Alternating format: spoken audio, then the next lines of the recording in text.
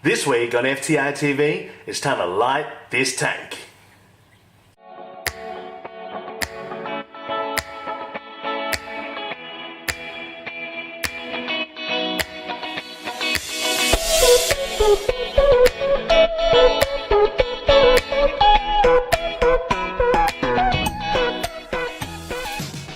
G'day everyone, my name is David Mai and welcome to episode number 4 of First Time Reefer TV. This week we're going to quickly run through the different options available to light our tank.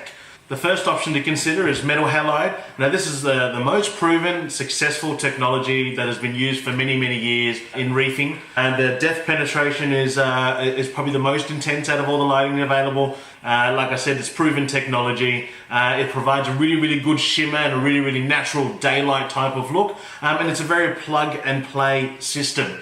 So for those reefers that are not interested in controllability of a light, metal halide is an option to consider.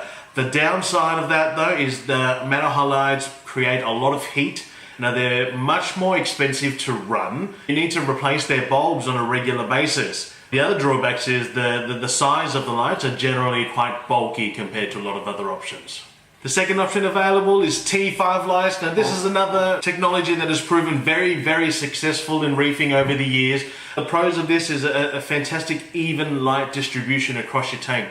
So you're reducing the amount of shadowing across the tank due to the thin size of your T5 bulb and also the reflectors that push the light back down into your tank. It emits very minimal heat onto your tank compared to the metal halide option, and generally it's probably the cheapest option to get you into reefing lighting compared to a lot of the other options that are available. Now the downside to that is, again, you have to replace your bulbs on a regular basis to make sure that the intensity and the color spectrum remains there. The running costs overall are quite expensive because you're running anywhere from 4 to 8 to 12 bulbs. And the ongoing costs with replacing bulbs and electricity work out a lot more expensive. Now we move on to the next light, which is LEDs. LEDs are quite new to the hobby.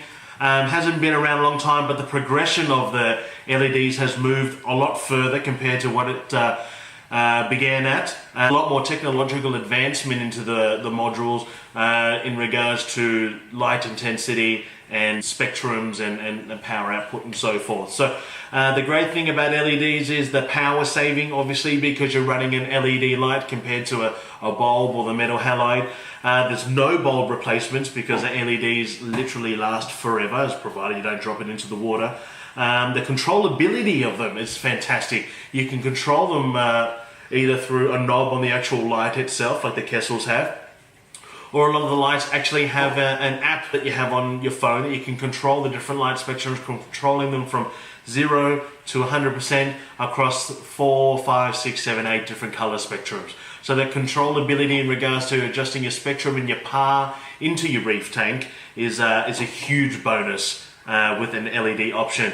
They don't emit anywhere near as much heat as T5s or metal halides, and the light fixtures themselves are generally much smaller because it's only operating off a small LED module. Now obviously the cons of that is the intensity is much more focused compared to your even light spread of metal halide and T5. The disco effect, once your color spectrums start separating the deeper your tank is due to your shimmer, and obviously because it's newer technology, it is still moving forward with a lot of advancement, so it's not quite there as what T5 and metal halide is. Now the final option is probably becoming the gold standard now of any hardcore reefing enthusiast, is the hybrid options between T5 and metal halide or T5 and LED. Now these lights combine both T5 tubes and either halide or LED in the middle just to cover all different spectrums, combining the best of both worlds. It's always an all-in-one unit. Flexible combinations obviously between which LED modules you can use. The cons of those are still going to be your bulb replacement, expensive running costs, and the actual cost to buy the unit itself. They're rather expensive and they're still going to emit a reasonable amount of heat. So I recommend, before choosing a light, go through and stroll through the forums, ask different hobbyists which light works for them, and you've got to define exactly what you want to grow in your tank. Which corals are you looking for, or are you going to keep fish only? If you're keeping fish only, you only need a very, very low cost light just to essentially light up the tank. But if you're going to corals and you're starting to move up towards your SPS end, then you're going to have to start looking at very, very intense lighting options to make sure you're providing the right light so then your corals can photosynthesize. Now that brings me to tell you guys what I've decided to go to light up my Cade tank. So today we're going to go with the MaxSpect Ethereal with ICV6 controller. Now this is the new LED light brought out by MaxSpect. I'm a huge MaxSpect fan, even from my freshwater days, so it would make sense for me to continue my love of MaxSpect onto my reefing adventures as well. So this light here, we'll unbox it today and show you exactly what's inside. So we'll go ahead and unbox the MaxSpect Ethereal light now. I've been super excited about waiting for this light to arrive so I could finally check it out for myself, because I've been following this on YouTube. Inside you can see it's packed pretty well, nice and tight there. You got the instruction manual and the user manual with all the details inside. A lovely card from Aquariums Australia, who are the guys that I ordered the light from. So thanks to the guys there and George for bringing these products in for us to be able to use. In the top here, you've got the actual light module itself. So it's a very, very sleek, compact unit. You've got 8 clusters on there with a fan in the middle just to dissipate the heat. The fan can light up in different colors depending on what sort of night lighting you want on there, and the 8 pucks of LED lights actually provide a really great spread over the tank. So this MaxSpect Ethereal light is designed to cover a 24-inch by 24-inch area, which is exactly what my tank is. So one light of this will be sufficient to cover my tank. Now also in the box we've got the stand to actually hold the light.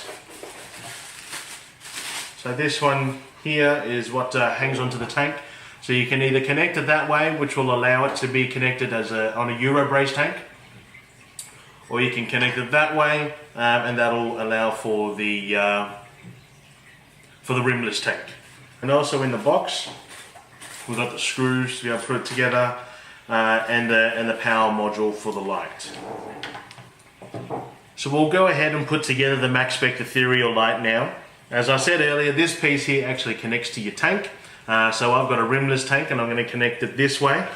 And this bracket here just slides over this one here with a couple of screws that you'll put in. So it just allows you to slide this bracket up and down to find that spot to get the light into firstly the height position, and secondly whether you want it in the center of your tank or towards the back or whichever way.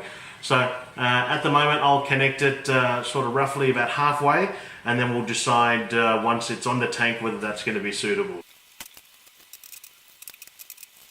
I've got the screws into the unit now, so that'll just stand there like that. These can go over the end just to cover up the ends of the screw holes. Then we've got these screws here, which screw in through here just to be able to clip it onto the tank. So we'll just get those in and then we'll adjust it after. So now that we've got the screws into the light stand, that's nice and sturdy. So now we can connect that to the actual light itself.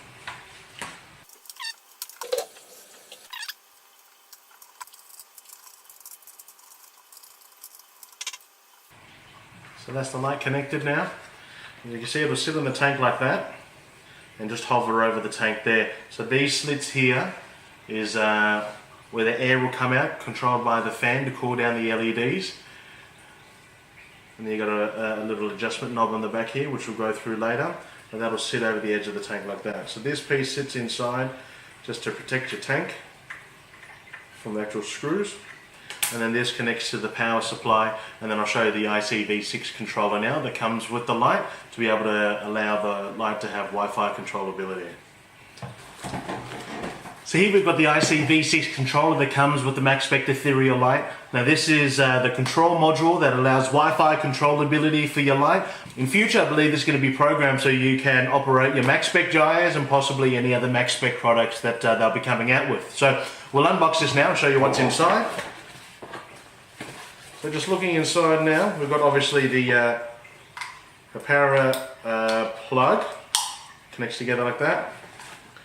You got the plug, which has got plenty of length on it to connect the controller, so that plugs in like that.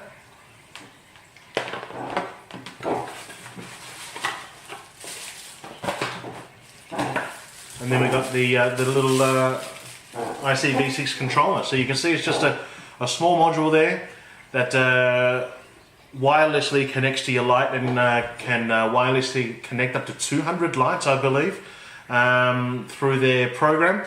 So that just plugs into power here, and then that just sits separately from the actual light itself. So that can sit anywhere, and then we connect to the light and control it via the app. So we'll get this onto the K600 tank now, and we'll see how it all runs. So we're back at the K tank, ready to get a light onto this unit. So we've got the little back pass of weir here, which is where the light's going to sit. And obviously with the cover covering it, it's not going to leave much of an edge on the weir there. So I'm just going to move the cover off now, just until we connect the light. And then we'll see how the unit sits after that. So you've got the light here, like I said, that sits over the edge of the tank. So we'll just move this back here. And you just tighten the screws behind it until it gets close to the glass. And you just got to slip this in to be able to protect the glass from the actual ends of the screws.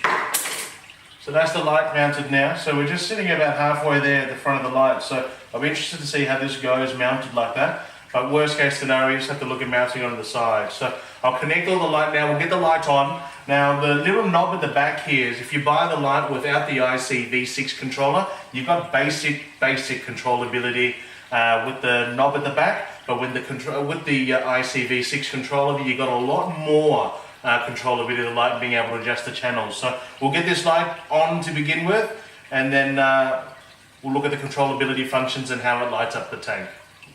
So we've got the light connected now to power. ICV6 controller is in, so we'll turn the power on and see how it lights up the tank.